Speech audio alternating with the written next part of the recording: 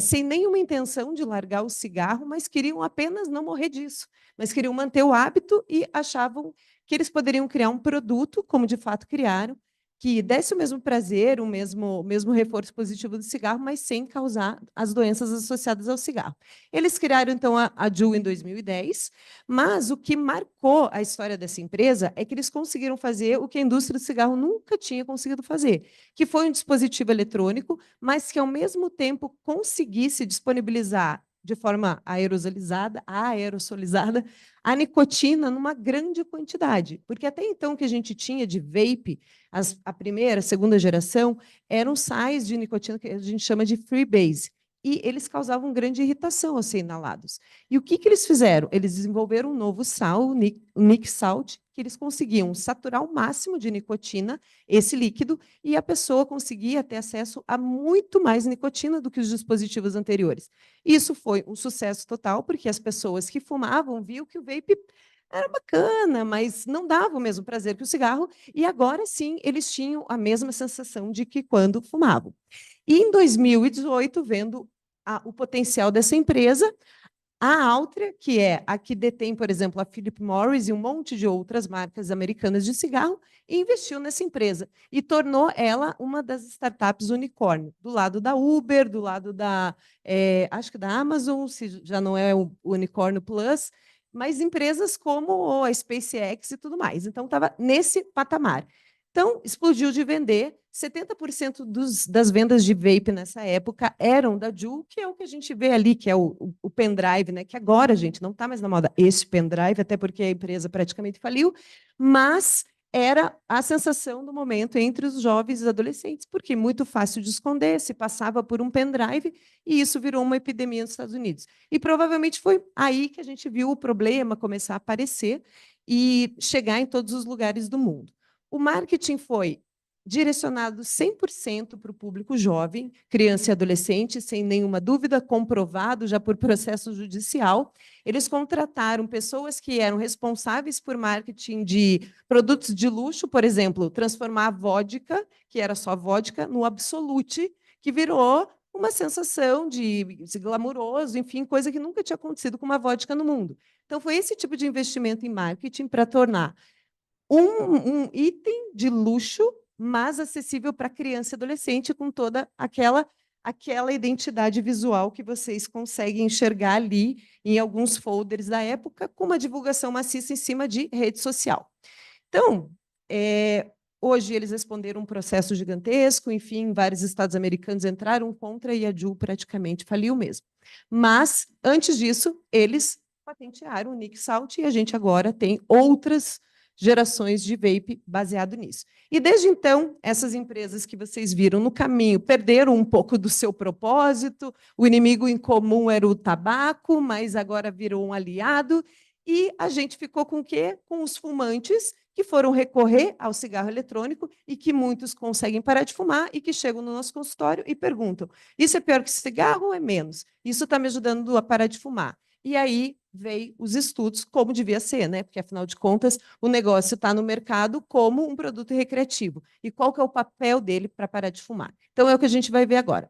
Aqui eu pus 4 estudos, um deles 2019, que foi o primeiro, uma publicação extremamente imponente no New England, que mudou muito da visão que a gente tinha até então, e em seguida apareceram vários outros estudos que estão aqui nessa revisão da Cochrane, que é atualizada quase que mensalmente, tamanho e volume de estudos, e essa atualização aí é de fevereiro. E aí eu vou falar desses outros 2 estudos também desse ano, do New England e do JAMA. Todos os 2 de lá estão dentro dessa revisão da Cochrane. Esse aqui é mais recente, ainda não entrou. Então, vamos entender de onde que veio toda essa evidência aí que a gente está discutindo hoje. Então, eu pus aqui um comparativo porque o delineamento muda um pouco e isso, a mudança do delineamento do estudo fala algumas coisas, dá uns insights importantes para a gente. Então, ali o primeiro, Reino Unido, 2019, um grupo que publica muito tabagismo antes da era vape, enfim, eles têm um programa de cessação de tabagismo muito forte no SUS deles, né, no NHS, e eles fizeram esse estudo com base, um protocolo baseado na vida real. Então, eles deram o vape para um grupo, o outro grupo recebeu terapia de reposição de nicotina do jeito que eles fornecem no SUS. Está aqui as opções: goma, pastilha, aquele losango que eles têm, que a gente não tem aqui, spray nasal, spray oral. Escolha o que você quer, qual você adapta. Não adaptou, troca. Então, eles tinham esta liberdade, além de poder optar pela bupropiona e até então o Champix. Então, o cigarro eletrônico ali, o vape, era recarregável, era ainda daquela nicotina anterior, então a Freebase, que não consegue aumentar tanto a quantidade de nicotina, mas era um pod que tinha 18 miligramas por ml. Além disso, todo mundo recebia o mesmo tratamento padrão que eles têm lá. Terapia cognitivo-comportamental individual nesse estudo, uma vez por semana, por 4 semanas. Aqui, o desfecho deles era ver abstinência comprovada bioquimicamente em 1 ano, mas as medicações, incluindo o vape, foram fornecidas por 3 meses. Então, isso aqui é importante a gente ver. Critério para cessação do tabagismo, tem alguns estándares na literatura, mas a gente vai ver critérios mais rígidos, critérios menos rígidos. Aqui, o que eles usam? Esse Russell Standard foi uma tentativa de unificar isso para a gente poder comparar os estudos. Ele dá uma carência do dia D mais 2 semanas, ali pode ter dado uma escorregada, depois disso, no máximo 5 cigarros até as 52 semanas, que foi o desfecho primário de 1 ano. Então, esse é o critério. Medida de monóxido de carbono na consulta da visita número semana 52, tá?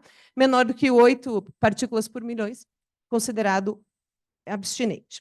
Então, quais foram os resultados desse primeiro estudo, que foi o que mudou a primeira revisão da Cochrane? Então, o desfecho primário deles foi encontrar que, nessas 52 semanas, com essa comprovação bioquímica, eles tiveram uma taxa de abstinência de 18% no grupo que usou o vape e 9,9% no que recebeu a reposição padrão de nicotina. Então, goma, aquelas combinações que a gente conhece. E isso mostrava uma diferença, então, de estatística significativa, e que o número necessário para tratar, né, o number need to treat, era de 12. Então, quer dizer, eu tenho que tratar 12 pessoas para eu ter mais uma abstinente. Então, esse resultado chamou atenção. O delineamento do estudo era considerado bom, mas, como ele seguiu por 1 ano, o que eles viram? Que dentro dos 79 pessoas que pararam de fumar, 63%, que é 63 pessoas, 80% se mantiveram usuários do vape. Lembrando, eles forneceram por 3 meses. Então, em 1 ano, quem estava usando, estava comprando, estava, enfim, encontrando aonde fosse o seu dispositivo eletrônico. Então, esse foi o primeiro. Segundo estudo, ainda do New England, esse de 2024, é um estudo atual, então, é da Suíça. O delineamento dele foi diferente. Então, incluiu 1.246 pessoas. Agora, a intenção não era comparar com o TRN, eles queriam comparar com a terapia habitual de tabagismo. Senta com o paciente e dá a opção dele, usar ou não remédio para parar de fumar, usar ou não adesivo, goma, o que eles têm de recurso lá. Como que eles fizeram isso? Eles deram o vape para o grupo intervenção e outro grupo eles deram um voucher de $50, o equivalente a $50. E a pessoa podia escolher ou não. Ninguém dizia, com esse dinheiro você compra. Com esse dinheiro você pode comprar, se você decidir usar TRN ou bupropiona, mas se não quiser, fica para você. Então, era este o acordo. E aí, a intervenção durou 6 meses, diferente do outro, e eles tinham já um cigarro eletrônico que dava opções tanto de sabores quanto da porcentagem de nicotina. Eles podiam escolher 19, 11, 6, podiam voltar, mudar, eles tinham essa liberdade dentro desses 6 meses. Fora isso, terapia cognitivo-comportamental padrão, individual na primeira semana, no recrutamento, na verdade, com 6 meses, e depois eram ligações por telefone, então um aconselhamento breve. Tá? O início da medicação Diferente do estudo britânico que randomizou no dia que entregou o remédio, então eles começaram no dia D, aqui uma semana antes, que é uma abordagem, né, mais atual, de começar a TRN, por exemplo, antes do dia D. Desfecho primário, mesma coisa, abstinência por 6 meses agora, não 1 ano, com os mesmos critérios, esses de Russell, mas eles dosaram a anabasina na urina. Então, é um critério bioquímico mais rígido, porque a gente sabe que o monóxido de carbono pode limpar ali em 24 horas, e a anabasina já vai umas 2 semanas para trás. Então, foi considerado um estudo muito robusto, porque avaliou a abstinência de uma forma bioquímica muito contundente. Então, quais foram os resultados desse estudo? Então, agora os artigos põem essas figuras bonitas, que são o resumo. Lá eles colocaram, então, a intervenção para quem queria o vape, o voucher para quem decidiu usar TRN ou não, e o que eles encontraram? O desfecho primário deles, abstinência em 6 meses, taxa de abstinência para quem usou o vape de 28,9 contra 16,3 no grupo controle.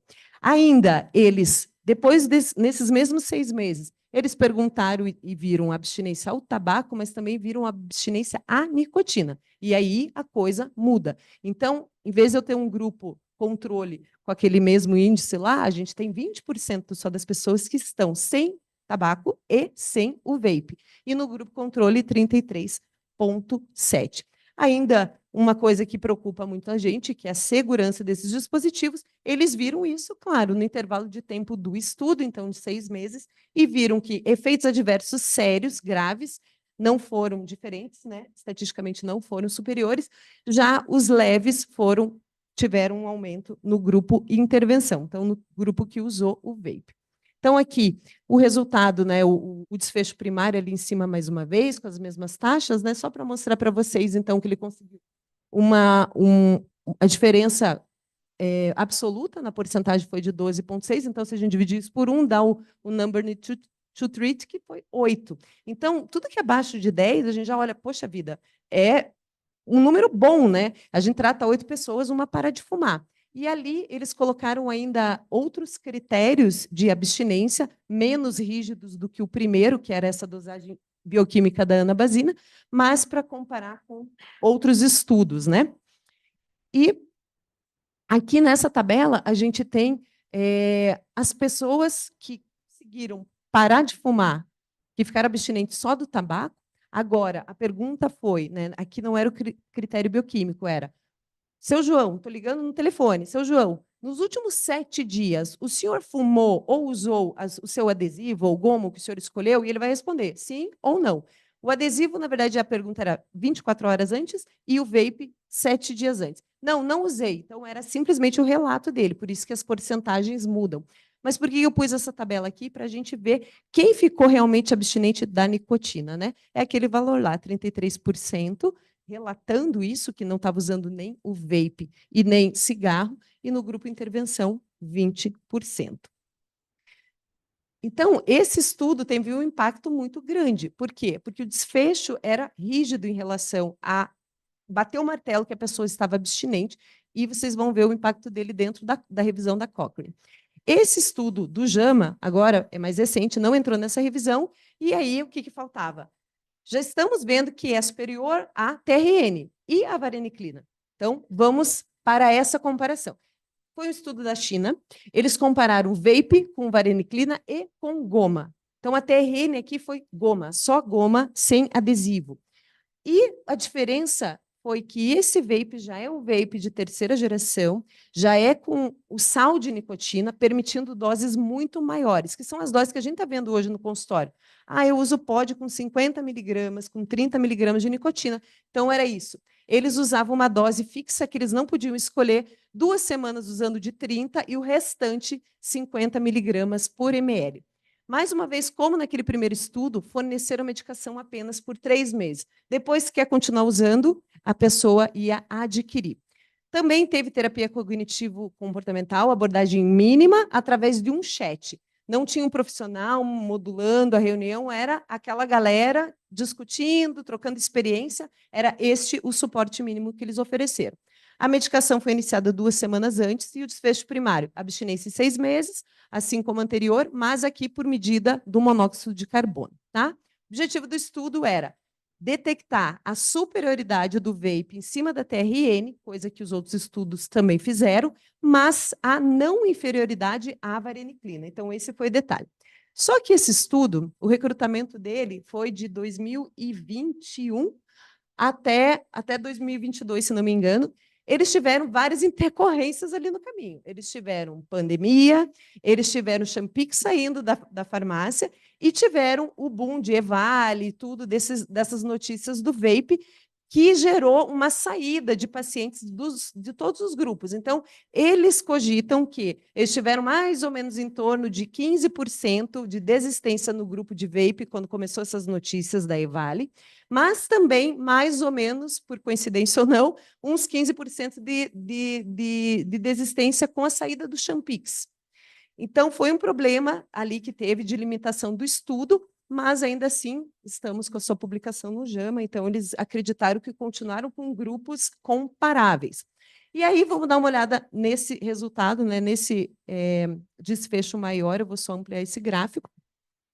E aqui a gente vê, então, que depois de 6 meses, as linhas da vareniclina e do vape estão muito próximas, né? A gente tem uma diferença que não é estatisticamente significante, de taxa de abstinência de 15,7 no uso do vape e de 14,2 na vareniclina.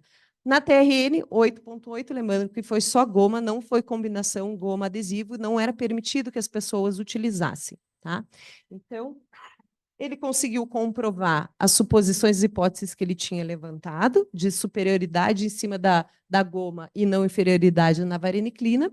E aqui é uma tabela que eu acho interessante para a gente ver mais uma vez, né? O estudo entregou medicação por 3 meses e o que aconteceu em 6 meses? 62,8% daquelas pessoas que estavam abstinentes no grupo do vape continuavam usando o vape, né? Porque ali eles já não tinham mais o do grupo. Então, a taxa de aderência foi boa até o 3º mês e depois quem usava vape continuou usando por conta própria. Eu esqueci de comentar ali, mas o estudo suíço já tem um compromisso em seguir esses pacientes por 5 anos. Então, aquele estudo suíço ele vai continuar acompanhando para ver efeitos colaterais a longo prazo. E aí, a Cochrane fica revisando as suas revisões, e no começo do ano saiu esta revisão, que nós vamos ver os resultados. Lembrando que está incluindo o estudo do Reino Unido, de 2019, e o estudo suíço, de 2024. Então, aqui a gente vê que, comparando o cigarro eletrônico com nicotina versus a TRN, a gente viu uma taxa de cessação que favorece o uso de cigarro eletrônico. Acho que está um pouco pequeno, mas a gente consegue ver que o diamantezinho vem para cá, né? E o risco relativo deu 1,59, e isso sendo significativo.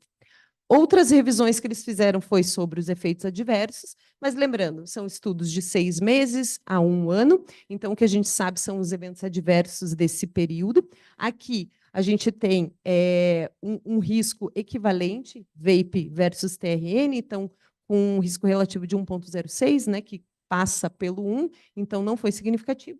E aqui uma quantidade de estudos que não permitiu eles fazerem essa análise conjunta, mas que a gente vê que, na maioria dos estudos, as pessoas se mantêm usando o cigarro eletrônico. Então, com essas conclusões, a tabela principal aí da Cochrane ela vai mostrar o grau de evidência que isso tem nesse momento. E, para comparação entre cigarro eletrônico e TRN, ele já põe um alto grau de evidência de que cigarro eletrônico é superior à terapia de reposição de nicotina.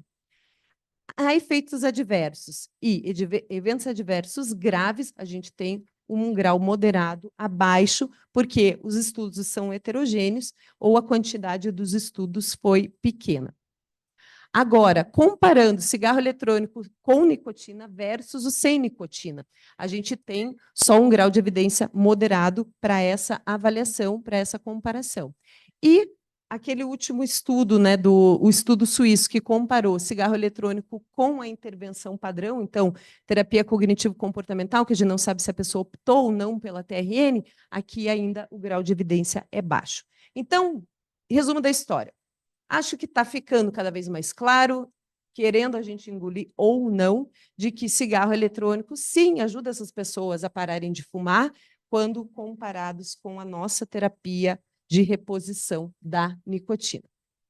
E aí a gente chega no ponto da aula que é com a ciência, com os dados, a gente não vai discutir, mas a gente vai ter opinião sobre os dois lados dessa moeda, e acho que é isso que interessa.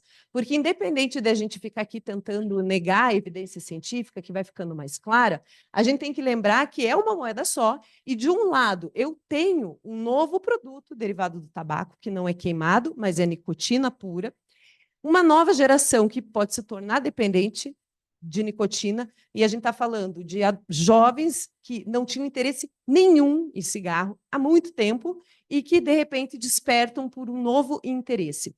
E a gente está falando de renormalizar o fumar, porque vape, fumar, soltar fumaça, eu não sei para vocês, mas para mim é tudo fumar e a gente renormaliza. E eu não sei, vocês devem ser que nem eu, que não assistem o Big Brother, mas que vai chegar no WhatsApp, vai chegar no grupo da família, eu não sei se vocês viram, mas a filha da Luísa Brunet, que é... Hã?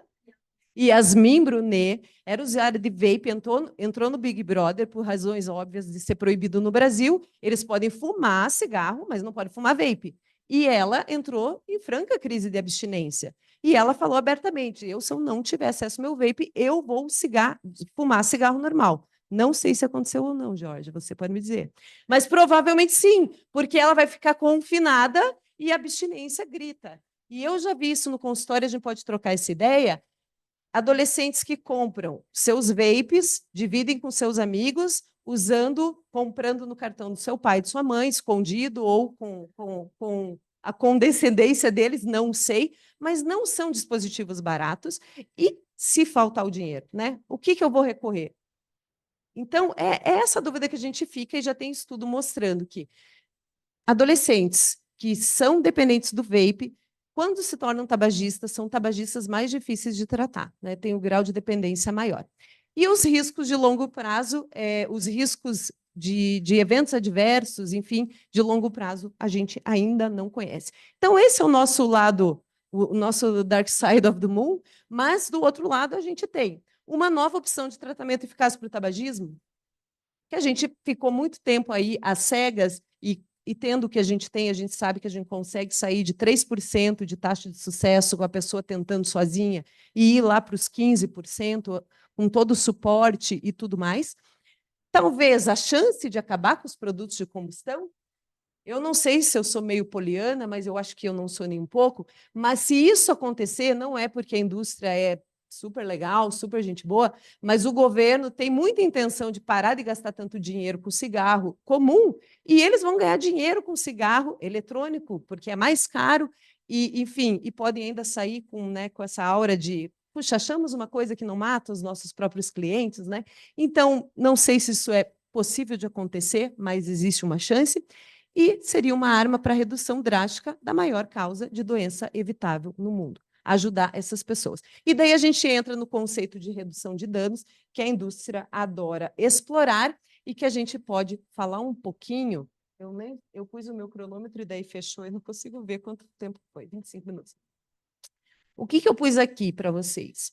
Eu não sei se vocês já receberam esse tipo de argumentação, em roda de amigo mesmo, eu já recebi isso às vezes pelo Instagram também, de que quando começou a política anti-tabagismo e que a gente reduziu o lugar que pode fumar e o preço de imposto aumentou, enfim, tudo mais que aconteceu de bom com essas restrições, ficaram só os tabagistas mais dependentes, aqueles difíceis de tratar, e só sobrou essa galera, e por isso que agora está tão difícil de baixar mais. Então, a gente foi lá de 15%, chegamos em 9%, 10% de tabagismo no Brasil, e agora sobrou os caras que é difícil de tratar. Não sei se vocês já ouviram isso, e no racional de uma conversa de bar, nem faz um sentido, né? Deve ter sido isso que aconteceu. Mas, olha, desses estudos que eu mostrei para vocês, e a letra está pequena, mas eu vou mostrar aqui, olha como que é o teste de Fargstrom dessa galera. E isso se repete em todos os estudos de tabagismo. A média é 4, 5. Isso é tabagismo altamente dependente da nicotina? Não é. Tá? E nesse estudo aqui, que foi o do JAMA, que é o da vareniclina, ele mediu uma coisa que é um desfecho, é uma variável que a gente avalia bastante no estudo do tabagismo, que é o RADS, que é aquele questionário de triagem de ansiedade e depressão. O corte do RADS, para dizer que o RADS é normal, é até 7. Então, a média aqui foi 10, que é aquele, possivelmente você é ansioso ou deprimido, procure um atendimento médico, porque isso não é diagnóstico, é apenas uma triagem. Então, o problema não está aqui. O problema não é a dependência. O problema é comportamental e psicológico. E o que a gente vai fazer se a gente liberar o vape no mundo? Todo mundo já recebeu esse paciente.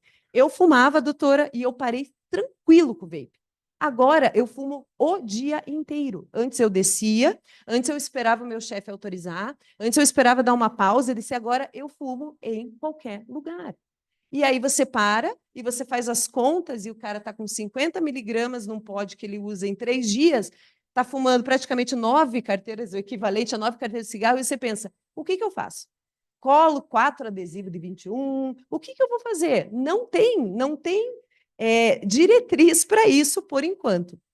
Fora a redução de danos, que é um conceito que a indústria importou, das dependências de drogas, né? O uso de drogas. O que significa esse conceito? Significa que eu assumo que vai ter uma porcentagem de pessoas que não vão conseguir ficar abstinente de jeito nenhum, possivelmente nunca, e eu assumo, então, que é melhor eu reduzir esse risco. A gente está nesse ponto no tabagismo, eu fico me perguntando, vamos assumir que a gente não tem recurso mesmo para tratar e que a gente precisa reduzir danos com uma coisa que a gente não sabe no futuro, então começa a ficar meio esquisito. Aqui é uma tabela desse estudo australiano que identificou mais de 243 já substâncias tóxicas ou cancerígenas no aerosol do vape, né? Muitas delas ligadas aos flavorizantes, que são mais aí, são incontáveis, né? Mas aqui eu ressaltei alguns, né? Que é o acetoaldeído, formaldeído, que a gente já sabe, já conhece o potencial cancerígeno, e a acroleína, que é um causador de DPOC, muito bem descrito, está no Gold e tudo mais. Como a doutora Leda já falou, né? A gente já viu este filme, ele é muito parecido, talvez cole para as crianças, para mim não cola, imagino para os médicos que têm mais experiência, né? Mas é o que a gente está vendo lá. As mulheres são um foco, né? Parece que eles acham que a gente é um foco bem fácil de agarrar. A gente sempre cai aí nessa vaidade, aí não contentes, né? Agora é um cigarro, é um vapor que você pode, inclusive, expor a sua criança, que não tem problema nenhum. Mais uma vez, como médicos, a gente sempre é porta-voz para cair nessa contradição. Então, aqui uma imagem de rede social de médicos apoiando, né, o switch, né, de cigarro para vape, nenhuma novidade em relação a isso. Astros, estrelas e tudo mais, a gente sabe que agora ninguém precisa pagar mais o Leonardo DiCaprio, aqui ele deve estar usando porque ele quer mesmo, porque a gente tem influencers que saem, que têm uma penetração muito maior no público para quem eles querem vender, inclusive para atletas e tudo mais, né? Tem gente aí que faz crossfit, sabe que agora é a água, a caixinha lá com as pílulas malucas que eles tomam de suplemento e o vape de vitamina, vape de melatonina e tudo mais. E a história vai se repetindo. Os jovens não é a primeira vez que eles são foco, né, da indústria. Antes eram com eventos esportivos, eventos de música, e agora o foco maior em rede social. Até o cigarrinho de chocolate, que era um clássico dos anos 80, parece que tem uma versão de vapezinhos de chocolate. Então, a discussão é grande, né? Eu acho que a gente não pode negar evidências que existem, mas a adolescente de hoje, que não está nem aí com o futuro, é uma pessoa que vai usar o vape e, dependendo da crença que ela concretize agora, uma hora ela vai virar mãe. E para este filho vai ser normal ou não fumar ou ter acesso ao vape. Então, essa frase aqui, né, que tem uma música de uma banda que eu gosto muito, que chama Rage Against the Machine, mas eles plagiaram do George Orwell, e é daquele livro 1984. Então, assim, Lá no livro, eles manipulam, né, as notícias para apagar a memória das pessoas, mudam as notícias do jornal e tal. E foi mais ou menos assim que a indústria foi tecendo anos ali, manipulando as notícias e as notícias científicas em relação ao cigarro e controlando o passado, as notícias, eles controlaram o futuro até hoje, né? Então, a gente vai ter esse papel de talvez, na minha opinião, não esconder a evidência dos nossos pacientes, explicar, porque a gente não tem pessoas não inteligentes do outro lado da mesa, apesar de, às vezes, a gente subestimar o que eles podem. E se a gente não informar, eles vão buscar informação em rede social, que, enfim, e vão encontrar de tudo, prós, contras e tudo mais. Então, eu acho que a gente tem essa obrigação de ter a clareza, mas mostrar. São dois lados da mesma moeda. Dá para fazer o omelete sem quebrar a casca? Eu não sei. Eu realmente não sei, mas eu pergunto para vocês, se a gente tivesse num mundo paralelo, tá? E eu mostrasse para vocês essa mesma imagem, mas em vez de colocar Altria e Imperial Tobacco aqui tivesse AstraZeneca, tivesse GSK, tivesse Bayer. Se eles tivessem vendido essa tecnologia que eles conseguiram desenvolver do espiar, né, como a gente fala aqui, de fazer um aerossol rico em várias coisas que a gente, para fornecer medicação, a gente demorou tantos anos para conseguir. Será que a gente não ia estar vendo esses artigos com muito entusiasmo? Porra, chegou um negócio que o paciente fica aderente ao tratamento, que a gente para de fornecer e continua usando para não estar abstinente? Não sei qual é a resposta, mas isso seria um mundo paralelo. Então, eu jogo a bomba, literalmente, para vocês, né, para discutir isso. E eu não sei se vocês viram um documentário que tem, acho que tem na Netflix, que é do Bill Gates, falando que ele ficou, né, multimilionário, ele começou a realizar lições, propósitos da vida dele. E um desses propósitos, um era acabar com a polio, que ele está tentando aí, não sei se ele está conseguindo, mas outro era rever a energia nuclear como uma forma de energia limpa que a gente tem. E a gente tem a tecnologia para isso, só que foi usado de um jeito que traumatizou a humanidade por motivos óbvios, mas ela é uma tecnologia que poderia ser usada para o bem. Então, a pergunta é, por que a gente não pode ter o melhor desses dois mundos, né? Ter, talvez, uma terapia para aquelas pessoas realmente muito dependentes, talvez uma situação extrema de uma gestante que fuma 3 maços por dia, se a gente comprovar que o cigarro eletrônico não tem risco, não tem dano, ou talvez um paciente oncológico que tem uma urgência em fazer uma cirurgia. Realmente situação de redução de dano, de ganhar tempo, ou a gente não tem como não expor nossas crianças, nossos adolescentes e ter essa alternativa para os fumantes. Então, essa é a pergunta, né, que fica. E eu tenho, acho que a maioria sabe, eu tenho um grupo de tabagistas que já está com uns 500, eu chamo de alunos, né, porque, enfim, é uma mentoria coletiva. E o que a gente vê é que a dificuldade é autorregulação, a pessoa não sabe lidar com o estresse sem o cigarro.